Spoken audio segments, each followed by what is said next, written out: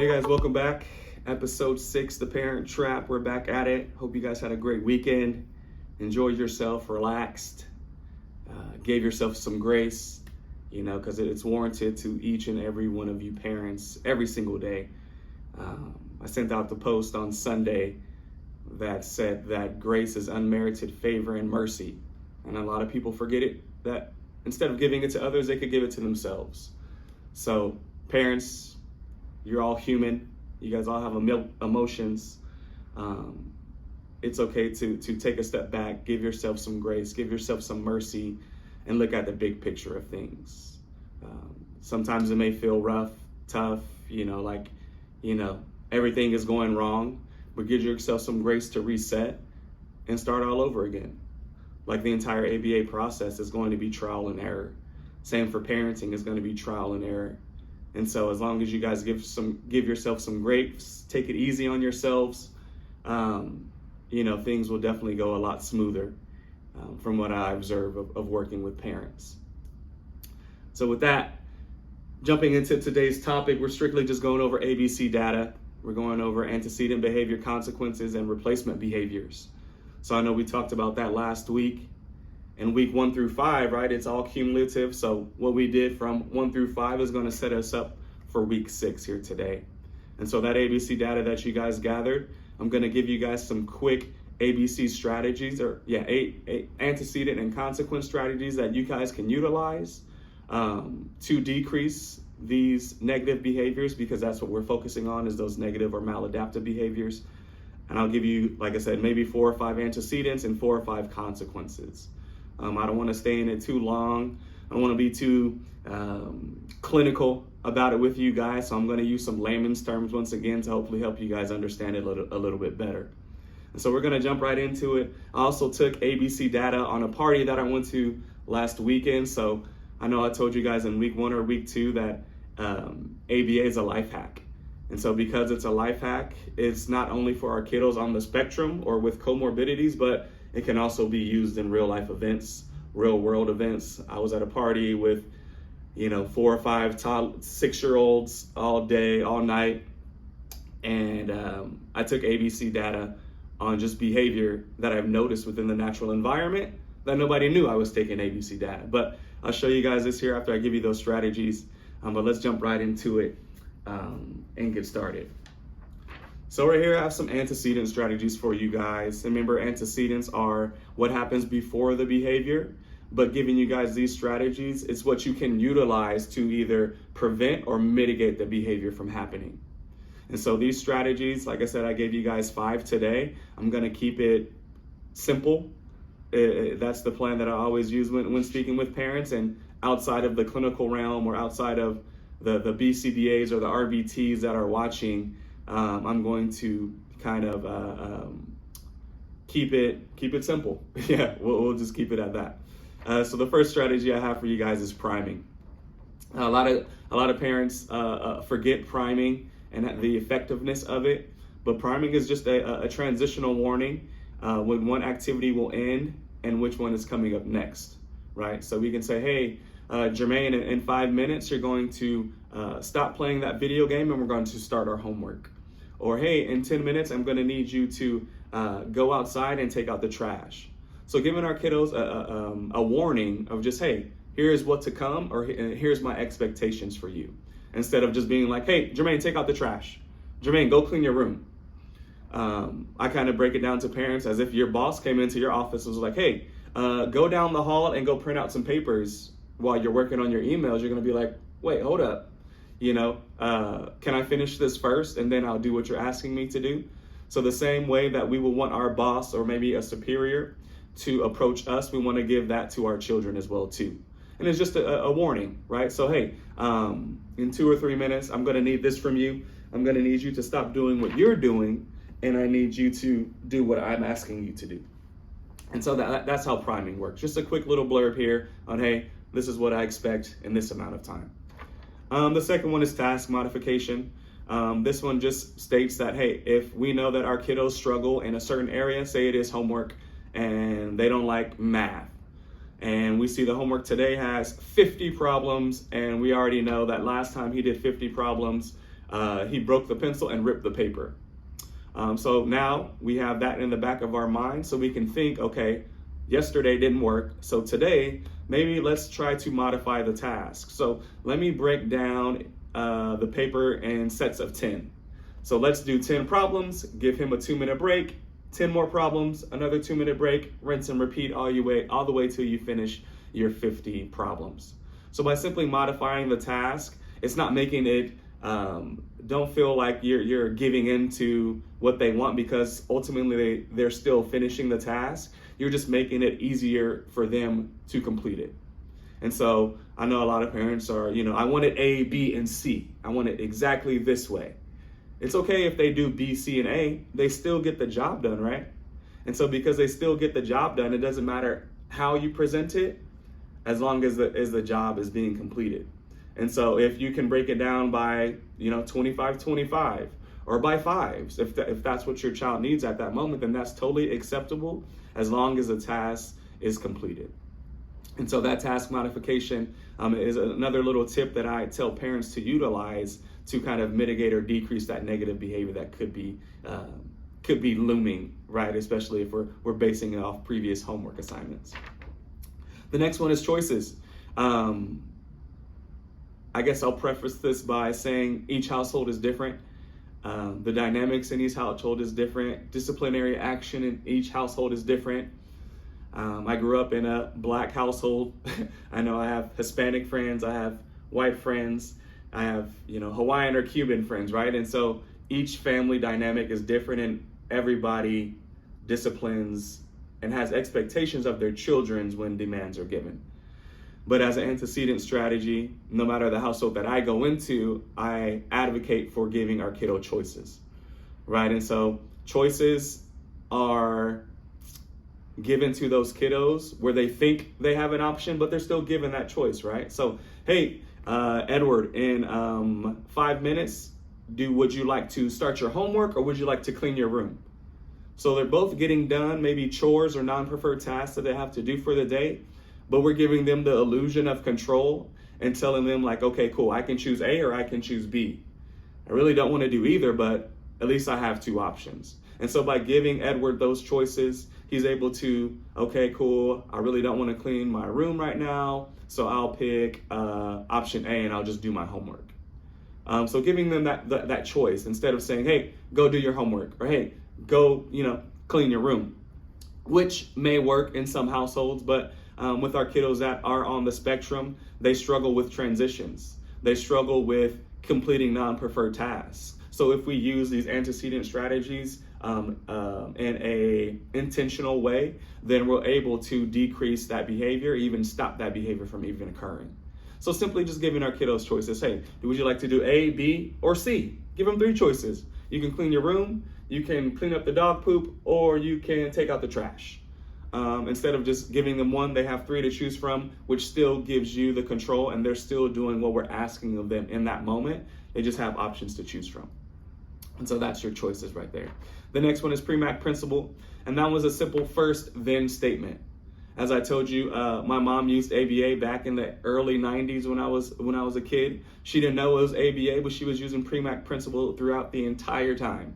And a simple example is, first, of course, kiddos want ice cream and the cookies and the dessert right away. So she said, okay, no, you're gonna eat your vegetables first, and then you can have your ice cream. And so, of course, I'm sure as a toddler, as I was a toddler, and as I see with most toddlers, they scarf down or they just plug their nose and eat all the vegetables, right? But that reward is coming. First, you do what I ask you to do, and then you can have what you have, right? Or first, you do that non-preferred task, and then you can have your reinforcement. And so, like I said, my mom was doing that back in the early 90s, and she didn't know it was Premack principle. But like I said, ABA is a life hack, and I'm sure that some of these strategies that I'll go through, you parents are already doing those right now. Now we just have a name for it. And now when your ABA team comes in home, you can use some of the ABA language. You can be confident telling somebody else the strategies because you've been practicing them, but now I have a name for it. And so that Premack principle we can still use to this, modern times, if you want to say it in the early 90s, which was 30 years ago, I guess. But Premack principle, hey, first I need you to clean your room and then you can play your video games. first I need you to help your sister with getting dressed, and then you can go play with your friends outside. So by setting it up in just a simple first, then statement, not only are we keeping it simple, but we're also just outlining, if you want what you want, first you need to do what I want, type of ordeal, right? And so by setting that hierarchy, it lets them know, like, okay, I still get my reinforcement, but first I have to do what mom or dad asked me to do in that situation. And so that's PREMAC principle in a nutshell. And the last one that we have as an antecedent strategy is called environmental arrangements, right? And so this one is just arranging the environment prior to property destruction happening, prior to an aggressive episode maybe occurring, right? So we know that if a kiddo loves to throw things off the desk, or during homework time, he flips the table over because he doesn't want to do it. And there's pencils, there's highlighters, there's books. If he did that last week, then this week, I'm going to remove the highlighter, I'm going to remove the book, I'm going to remove the extra pencils, paper clips, Post-it notes, scissors, tape, whatever's on the desk, because I know last time he was so upset that he knocked everything off the table. So I'm going to set up the environment in a specific way that that's not even an option, right? And so removing that, all he sees is a pencil and a paper, then he's more likely to engage in the appropriate behavior than engage in the negative one, because he sees the stimuli there. He sees what he can knock off. He sees what he can flip over. He sees what he can destroy. And so I tell parents that the parents that have glass here or candles here or decorations here, I'm like, okay, if our kiddo, starts having an episode, I'm going to need you guys to clear all this out, because that's the first thing he's going to go to, because they know immediately that that's going to get your attention. So if Rebecca likes to gain attention from mom by knocking things off the shelves, then I'm going to say, hey, mom, before session starts today, can you remove those items? Because I don't even want Rebecca to think about it, because it's out of sight, out of mind, right? If we want to keep it in layman's terms. If it's not there and she can't see it, it's not going to be a process for her to go towards when that behavior occurs. And so those are the quick 5 antecedent strategies I have for you guys. And then I'm going to jump into the consequence strategies for you right now as well. And remember, consequence affect future behavior. So how we respond to a certain behavior is either going to increase or decrease the likelihood of it occurring in the future. Remember last week I talked about the cop giving us a speeding ticket. Because my consequence of receiving a speeding ticket was so $500. In the future, I'm less likely to speed because I don't want a speeding ticket, right? And so here's some consequence strategies that we can utilize as well too after behaviors have occurred. We can't prevent all behaviors, but here's how we can respond to the behaviors. And like I said, I'm going to keep it simple for you guys with these consequence strategies. And so the first one, not to get too, like I said, clinical, but we call it escape extinction. And I also call that follow through. So I see a lot of parents when I go into homes or I have these consultations, they're like, Gianna doesn't listen. I don't care what I say. She never listens to me. She does her own thing. I tell her this and she does completely something else. So at surface level, I ask them, okay, cool. Well, give me an example. And they'll say, okay, I told Gianna, no, she couldn't have any cookies yesterday. I was like, okay, and then what happened? She's like, well, then she tantrum for, 30 minutes. I was like, okay, well then how'd you respond to her tantrum? I was tired of hearing it, so I gave her the cookie. Okay, and so I break it down for parents that now Gianna knows that if I tantrum for up to 30 minutes, or if I tantrum long enough, Mama's gonna give in to what she previously said she wasn't going to do. And so I tell parents we need to follow through with that demand that we placed, or that instruction that we placed. If I told Gianna no cookies, then by any means, I mean no cookies. I don't care how loud you get. I don't care how animated you get. I want to follow through with that initial demand placed, because I want her to understand that when I say something, I mean it. And by sometimes parents going back and forth on their word, that creates inconsistency when parents try to maybe say, hey, go clean your room.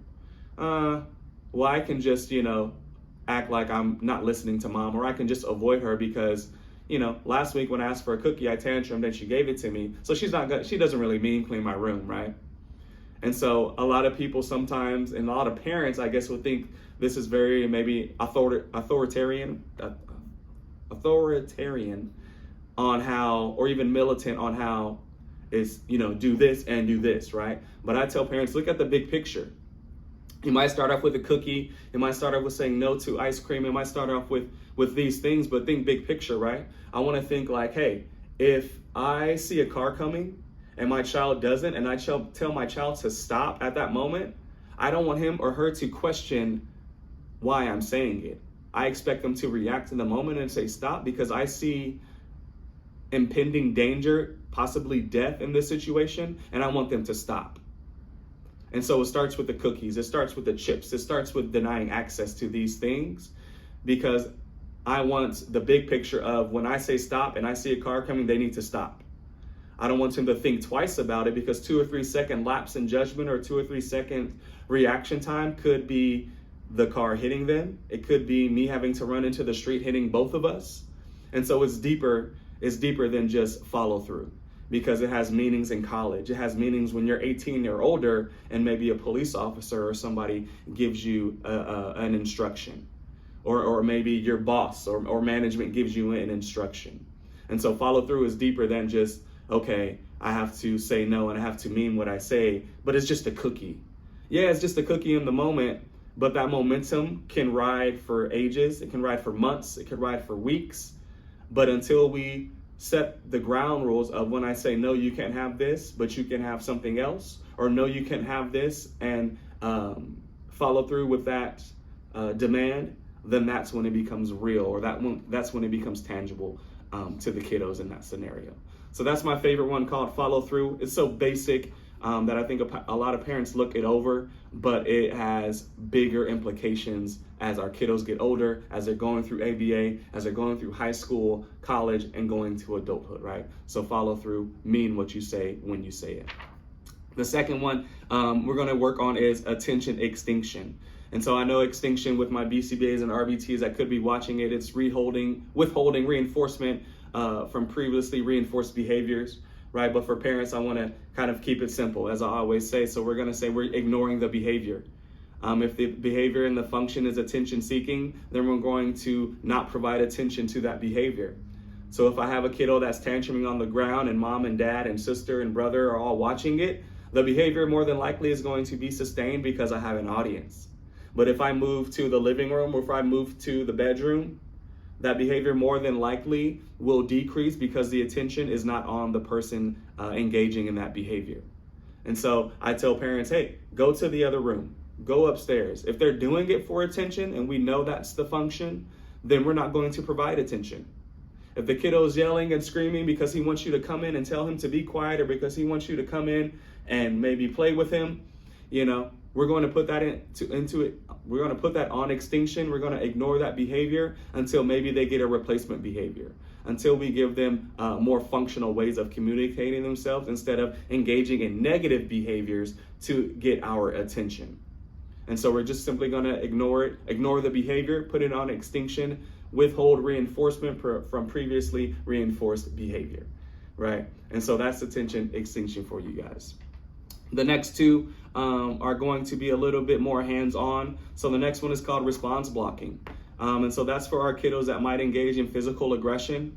And so we're literally going to put ourselves between maybe the person that they're aggressing towards. If it's self-injurious behavior, we're going to put ourselves in between the body parts that the kiddo may be making contact with. So if the kiddo is likes to hit himself on the head, then we're going to literally block his response from hitting himself on the head.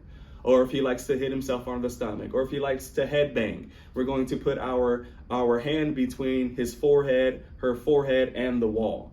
We're going to literally block the response from occurring to decrease the likelihood, hopefully, of that behavior occurring in the future, but also giving them replacement behaviors as well too. And like I said, we'll go over replacement behaviors here in a second. And then the last one is going to be either a verbal, gestural, or physical redirection, right? And so a verbal redirection could just be repeating the instruction that you gave.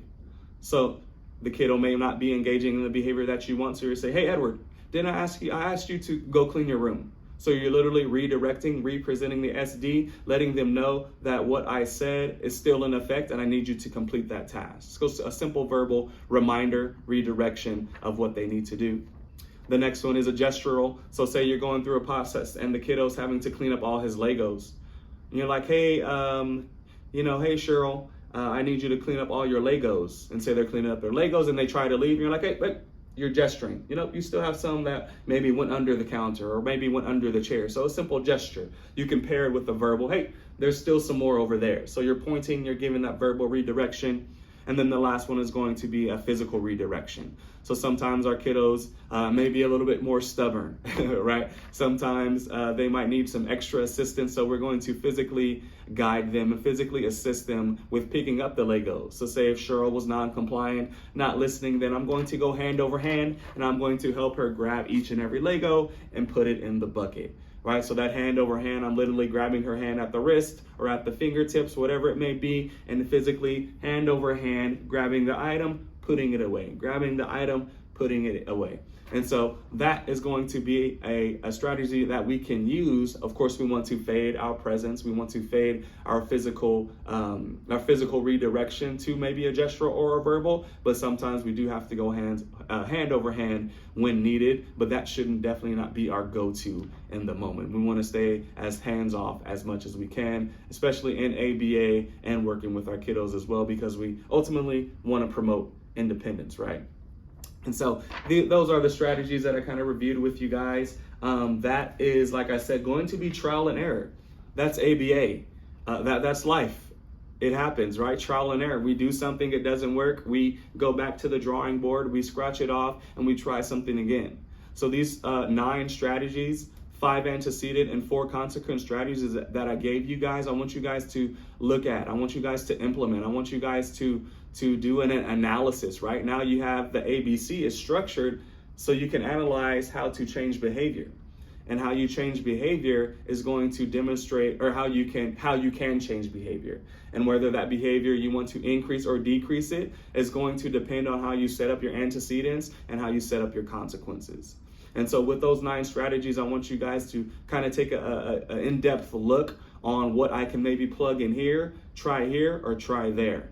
Because it may work for a week or two, and then that 3rd week, suddenly it doesn't work. So we want to make sure that we're providing, we're giving ourselves grace. We're allowing ourselves to understand that, things happen, life happens. I was talking to a mom last week during one of my sessions. The kiddo had a great 5 days of session. He was eating well, he was running lessons, and then the 6th day, she was like, I don't know, he just broke down. He had a tantrum in the morning. He started kicking his shoes off. We did a completely 180 for the next 5 days, and you can tell that she was completely distraught over it. And I broke it down for her. I was like, hey, we have a, over 80%, over 75% success rate. Don't let that one day, take you down. Don't let that one day mess you up and think that all is lost. Okay, he had a bad day, cool. I had a bad day, 3 days ago. You had a bad day a week ago. Bad days happen. They happen for our kiddos as well. We don't expect perfection from them. And like I tell you guys, I don't expect you guys to be perfect, but I do expect consistency. So hey, that Friday we had a bad day. Okay, cool. On Monday, we're going in guns blazing just like we did last week, and we're going to expect consistency. We're going to expect over 75, 80%, right? Just because he had a bad day, we're not going to say all is lost. We're going to restructure maybe how we held Friday's session, and we're going to adjust it and say, okay, what was effective Monday through Thursday? And let's try that again next week and see if that works again. So the whole process is trial and error. Like I said, I gave you guys the tools. You guys can use it. Hopefully you do. Let me know how it goes. I think that's it for today. I don't know what my time is or how long I kept you guys, but leave a comment. Let me know what you guys utilized. Let me know if this was effective, if this is efficient. If you guys had other comments or questions for me, throw it in the comment. Make sure you like, subscribe, and share. I definitely wanted to get the information out to everybody that needs it.